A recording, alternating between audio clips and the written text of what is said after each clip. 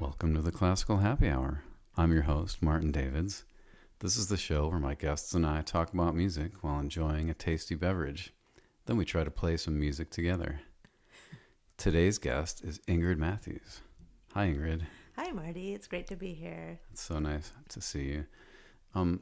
So can you tell me a little bit about how you became a musician and when you knew you wanted to be one? Oh, that's kind of a fun question. Well, my parents are both musicians, so it was kind of the family business. There was always somebody practicing in the house, and even though I wouldn't say they forced music on me. There were some years of my childhood where I didn't take any lessons at all, but still, it was something I was just kind of came back to. And you asked about when I knew I wanted to be a musician. I actually have a pretty specific answer to that. It was one summer at music camp when I was, I think, 13 years old, and I was in the second violin section of some orchestra that was probably really terrible, but we were playing the Beethoven Egmont Overture, and on the last page of it, there's like this sort of fugal thing. Do you know what I'm talking about? Oh, I can't think how it goes right now, but it's really exciting, and it's like a fugal imitative thing. Anyway, I was playing that page in some rehearsal in this hot, sweaty outdoor rehearsal space, and it was just so thrilling. And I had this moment of like, oh my God, I want to do this. So, yeah, That was it, huh? that's distilling it to a very tiny, tiny moment. But I have a memory of that, like it was a turning point. That's so great when you can see like exactly when you made a decision. So what instruments did your parents play? My dad's a pianist, and my mother, who's no longer living, she was a singer, but she, and my parents they met when they were both students at Juilliard in the 50s, but before I was born, she had a vocal injury, and so I only knew her in my lifetime as she taught languages and diction to singers, but she also played the viola in our local symphony. That wasn't really where her main training lay, but she was a string player too. Cool. So you heard her playing the viola around the house? Yeah, and when I was 16, I got a job in the same orchestra, and we would go to rehearsal together. So Sounds nice. So what has your career in music looked like, and is it what you thought you were getting into? well, that sort of implies that I thought about what I was getting into. But actually, I guess as growing up in a family of musicians, partly I didn't question it because it just seemed so normal, and it kind of seemed like that's what grown-ups do. They play music. So maybe from a very young age, I kind of, I don't know, felt like it didn't bear questioning or something. But the part that's surprising is that I wound up in early music and Baroque violin because in my younger life, I didn't know that there was such a thing as a Baroque violin. I just really stumbled on it. I went to Indiana University on a modern violin track, studying with a Russian teacher, very much part of the kind of traditional, more mainstream violin world. But while I was there, I started doing a minor in composition. I was interested in new music, and I wanted to get into the new music ensemble for my orchestra, my required orchestra credit, but it was full and I had to be on a waiting list. And I thought, well, while I'm waiting, I'll check out this Baroque thing, and which was completely just a novelty, just like something interesting. Just on a whim? Yeah, basically. And well, I went to the North Carolina School of the Arts for high school. That's a school that goes from 7th grade through graduate school, depending on your program. But so what a lot of people do in undergrad music school, I did in high school. And so I had done a lot of orchestra. And also I had played in the local symphony of our city. So I had played all the Beethoven symphonies. I had played all the Brahms symphonies. I had played the New World Symphony many, many, many times. And then in the freshman orchestra in school, we spent the entire year on the New World Symphony. And I love the New World Symphony, but I wanted to do something else. And so this is partly, I think, what led me into new music. And that was my roundabout way of getting into early music, because once I picked up the Baroque violin for the first time, It just immediately physically it felt like my instrument. And I had forgotten that when I was a little kid I played without a chin rest. I didn't like the chin rest, and my teacher when I was young let me take it off. A chin rest, for anybody listening who doesn't know, it's like this piece of equipment that holds kind of locks the violin in place. And Baroque violinists don't use one anyway. So I got older and more serious, and I made peace with the chin rest because teachers said you had to. But then when I was 20 or something and I first held a no chin rest violin as an adult, it was like this memory in my body of that's how I always wanted it to feel. It felt so natural, and yeah, and I loved the improvisational aspect of it.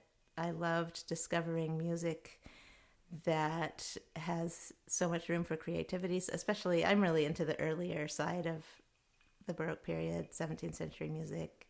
You have so much latitude. There's rarely any dynamics or markings. Oftentimes, there's not even any bar lines. You just have pitch and rhythm, and out of that, you make meaning. I love that. I think I'm on a tangent. What are we talking about? I think I asked you, what if you had an idea of what your career was going to look like. Is that how it ended up?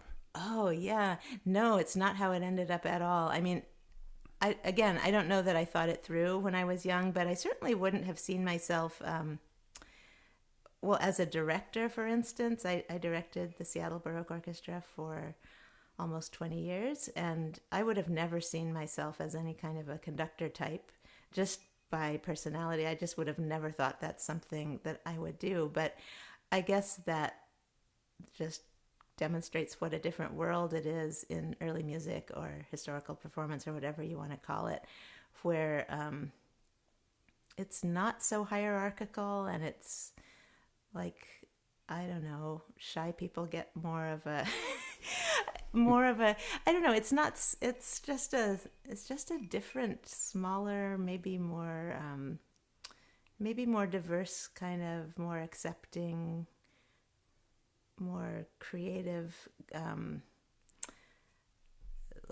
format for making music than the really traditional and hierarchical symphonic model. Yeah, there's not as many of these brash conductor types that are super controlling, and there's a few, but not so many. Yeah. Well, I think there's not enough money to have many. That's true. So, tell me about founding the Baroque Orchestra in Seattle. Well, so I founded that orchestra with my dear friend and colleague Byron Schenkman, harpsichordist, wonderful, wonderful harpsichordist, and we had a lot of help from an organization that was then called the Seattle Early Music Guild. It has since then rebranded, and it's now called Early Music Seattle. But anyway, it was cool to be a guild anymore. I guess not. Apparently not. But yeah, it was a wonderful organization. They had an umbrella program that let us kind of borrow their nonprofit status. And Seattle was a really booming place in the early 90s with Boeing and Microsoft and lots of tech money. And I don't want to say it was easy, but it was probably about as favorable an environment as we could have found to get something started. And it was a really, really fun time, kind of after having played in a lot of other orchestras as a student and in my early professional life, to sort of see a lot of different ways that people do it, and to get to kind of create one in the way that I thought, was best and most interesting, most fun. So you didn't grow up in Seattle. How did you decide to do it there? Well, partly because of this organization, the former Seattle Early Music Guild. I had been living in Toronto, where I had a full-time job with Tafelmusik, and that was a wonderful job, but I guess I was only 23 when I took that job, and I think I was just too young to settle down with one aspect to my musical life. So I quit the full-time position there, and I kept playing as an with them as an extra. So I knew that I had work on both coasts actually, and I didn't have to choose a city in which I could make 100% of my living. I was just kind of looking for a nice place to live, and I loved the idea of the Northwest. There's kind of, I don't know, to me there was kind of a romance to that. I love the climate. I like the politics. It's a great city, and it sure enough, it was a really wonderful place to be. Cool. So you studied with Stanley Ritchie, as did I, and so what's it like to be in his old job at Indiana University? And do you feel like you're carrying his legacy, or are you just starting your own? Oh, well, to the first part of your question, it's kind of surreal to be there as a professor when just to walk through the hallways makes me, in some ways, feel like I'm 19 again. The building, in some respects, looks exactly the same. Some of the, I don't know, the stairwells have this certain smell to them that's just not changed in 35 years. So it is kind of surreal to be back there and wonderful. And to the other part of your question, well, I think I would inevitably be carrying part of his legacy forward because he, in large measure, kind of shaped me as a Baroque violinist. I mean, we're very different musicians, and the older we get, I think the more we both recognize that. But he really opened my eyes and ears to a different way of making music that's much more sort of treating music literally as a language with strong and weak syllables and with content that can be expressed in specific terms. Like there's kind of a richness and a precision to that when you push that analogy of music as a language, push it sort of as far as you can. Anyway, he really influenced me so strongly, so there's no way that I'm not carrying some of that forward because it's part of me as a musician. But I mean, I guess it's also inevitable that for better or worse I'm bringing my own self to the job as well. Let's hope, yeah. Okay. So you also studied with Joseph Kingold at IU, and can you talk about a bit what that was like, and how is it different from what students go through these days? Yeah, well, Mr. Gingold, I mean, he was, as I'm sure all of your listeners are aware, he was really a one-of-a-kind, unique musician. By the time I was studying with him, he was already in his 70s, and I absorbed a lot from him just in terms of his love of music and the joy he took in playing the violin. However, he liked to tell a lot of stories, and we didn't really get in there with the violin playing very much.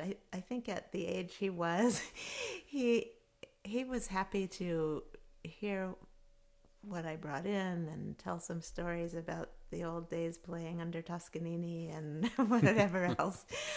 So, yeah, I don't know. I think that kind of, well, my studies with him contrasted just hugely with my lessons with Stanley Ritchie, in which he could spend 3 hours on 2 lines of music, going through with a fine-tooth comb for every detail of the bow speed and the articulation. I mean, it was night and day, those two teachers, in terms of their methods.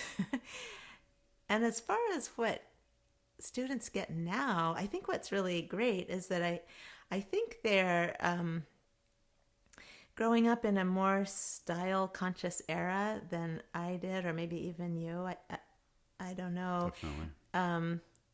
When I was young, it was a radical concept that you would play Mendelssohn different from Bartok or I mean, I guess those pieces have different styles, but as far as a violinist, you wouldn't really approach it in a substantially different way. You would just apply your technique to whatever piece is in front of you, whether it's Bach or Purcell or Franck or Brahms or, and now I think students now are growing up in a different world where they're invited and encouraged to kind of situate the music they're playing historically. Not that they all have to be scholars and historians, but that they can just have some awareness of what was revelatory or exciting about whatever music they're playing, because everything was new once. Yeah, I think there's a lot more consciousness of style, and people have heard a much greater variety of versions of pieces of music. I mean, just people have just kept recording music for the last decades, and so there's so many recordings now, and they're so easy to access. And a lot of times, if you're playing a piece of music from the Baroque era, the things that pop up on YouTube are these period instrument performances. So that's what people hear. Yeah. And yeah, I mean, I didn't know anything, and I was in grad school, and I remember I had my own ideas about how much vibrato you should use on a Mozart opera or something, and I got yelled at by one of my stand partners. She was like, "Use some vibrato." Oh. And I was like, "Why?" Yeah, well, you were ahead of your time. But so you've got these full-time Baroque students, but you also have the modern students that come over and learn a little Baroque with you. So do you feel like they really know anything, or they've just heard a couple recordings? Well, I have one who's he's really active as a soloist. He's missed a number of lessons because he's off playing Tchaikovsky concerto here or there. So he's like a really serious modern violinist, and he has said several times in his lessons things along the lines of like, "Wow, this is a lot more complicated than I thought." And the Corelli sonata he was working on, he said, "This is so much harder for me than Tchaikovsky," and which is just so great. And I love that this guy, who beyond advanced as he is willing to like be a little bit more of a beginner and expand his technique. I actually love working with the modern students who come to me, because they self-select, of course, right? If they're coming for lessons in Baroque violin, it means that they're curious and they want to find out something new. They want to expand their musicianship, and they, as a rule, at the Jacob School at Indiana, the standard is just so high. There's such good violinists, so it's really fun. I mean, I love all my students, but it is fun to work with the modern players who are kind of curious. Totally. So do you have any advice for like young musicians that are looking to start a career in playing the violin or any instrument?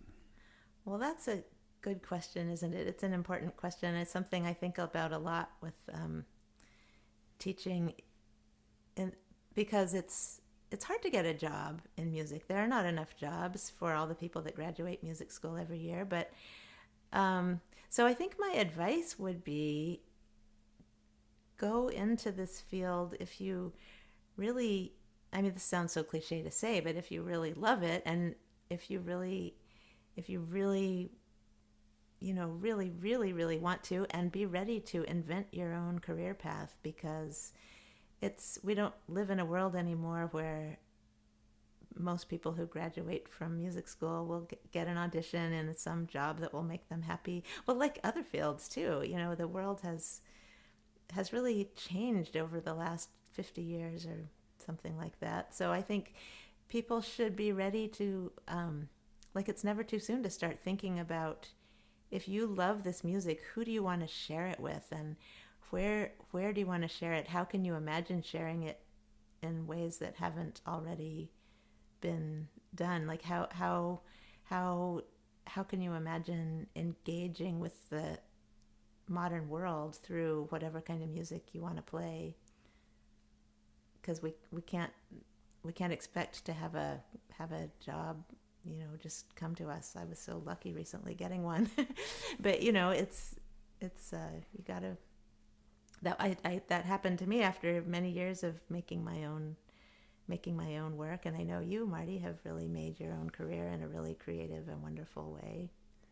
Yeah, and a lot of people I've had on this podcast have just gone off in their own interesting direction, and the traditional get a job in an orchestra, it's so competitive, and it's really just because you play the violin doesn't mean you want to be an orchestra player for your career. I mean, that takes a certain personality type. Yeah. And, even though we may enjoy playing a symphony here and there, it doesn't mean we want to play, 5 symphonies a week or whatever. Right. Every week. There's so many ways to be a musician, and everyone is unique. Yeah. So do you have anything cool coming up that you're excited about? Well, honestly, it's almost the end of the semester. It's almost the end of my first year of being a professor, and I am, as much as I love my job, I am looking forward to June, July, and August to just sort of revisit my old self-employed life. No, that's not quite exactly accurate, but I have several fun summer gigs, traveling things coming up, including coming back to Staunton, Virginia, where we are now. I have some concerts in Montana. Got some work in Seattle. So cool. Yeah. Any recording things coming up? Actually, no, not in the near future, but I'd like to change that. Is there anything that you want to record that you haven't done yet? Oh, I think about that so often when it's hard to say, because at this point, like you were talking about how now there are so many more early music recordings than there used to be. And it used to be there weren't very many recordings of, for instance, the Schmelzer sonatas. Now there are lots. So part of me feels like, well, do we need another recording of the Schmelzer sonatas? But on the other hand, I would love to do that. Well, let me just say this. There are lots of recordings of the Bach sonatas and partitas, but you made one of those as well, and it's quite nice. Oh, so thank you. If you did a Schmelzer, I'm sure it would be nice as well. Well, that's true. It's any recording project. It's like any concert, it's just another manifestation of music. And so, yeah, the whole economics of recording is complicated nowadays. So for sure. Yeah, I'm not really sure what's next for me recording wise, but I'll keep you posted. I mean, there was definitely a time when you could think, oh, no one's ever recorded this, I can do that, And, there's still some of that available, but not all of it's really that great. Right. You don't want to do it just because no one else has done it. I mean, maybe there there's might be a reason. Yeah. Either it sounds bad or it's so hard that nobody wants to play it. Cool. So I think, maybe we should take a break here and then play a little something. I think I've got one of my Bach for 2 duets that we can play. And, thanks for talking to me. And if you're listening to this show, thank you. And please subscribe to the podcast. And if you're on Apple Podcasts, give it 5 stars. And if you want to buy my new CD, Baroque and Alone, you can get that on www.bachfor2.com in the store. So keep buying those. They're not sold out yet. And we're going to take a little break, and I'll play some music with Ingrid Matthews.